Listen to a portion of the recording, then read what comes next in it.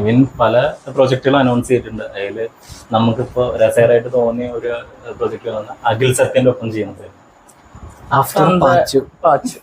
പാച്ചും അത്ഭുതങ്ങൾക്കും കഴിഞ്ഞതിന് ശേഷം അഖിൽ സത്യൻ ആദ്യമായിട്ട് സിനിമ, ആ സിനിമ കുറെ ആൾക്കാരെ ഫേവറേറ്റ് ലിസ്റ്റിലുള്ള ഒരു സിനിമ, എന്റെ ഫേവറേറ്റ് ഒരു ഫീൽ ഗുഡ് സിനിമ എന്നുള്ള ലെവൽ. ഫഹദിന്റെ ഒരു ന്യൂജൻ സത്യനന്ദിക്ക ഫിലിം ആയിരുന്നു.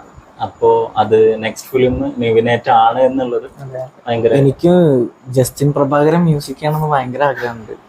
അത് ആ സിനിമ രസകരമായി. അതുപോലെ തന്നെ ആ സിനിമയിൽ നിവിൻ അജു കോംബോ നമുക്ക് കാണാൻ പറ്റും. കാരണം ആ കോംബോ നമ്മൾ ലാസ്റ്റ് ലവ് ആക്ഷൻ ഡ്രാമയിലെ കണ്ടത്. അപ്പൊ ആ കോംബോ നല്ല രീതിക്ക് തന്നെ കാണണം. പിന്നെ സിനിമ ഒരു ഫാന്റസി പടമൊന്നും കേൾക്കുന്നുണ്ട്, ഒരു ഹൊറർ ഫിലിം ഒന്നും കേൾക്കുന്നുണ്ട്. എന്തായാലും നിവിൻ അജു കോംബോ ഉള്ളത് എന്തായാലും നന്നായി. അതൊരു ഹൊറർ കോമഡി ആണെങ്കിൽ നിവിൻ അജു ഇപ്പോ വർഷങ്ങൾ ശേഷം ഒപ്പം അഭിനയിച്ചെങ്കിലും അവർ ഒരുമിച്ചൊരു സ്ക്രീൻ ഷെയർ ചെയ്തിട്ടുണ്ട്. അപ്പൊ അത് രസകരമായിട്ട് അവരുടെ രണ്ടുപേരുടെയും കോമഡി പരിപാടി അടിപൊളിയാണ്.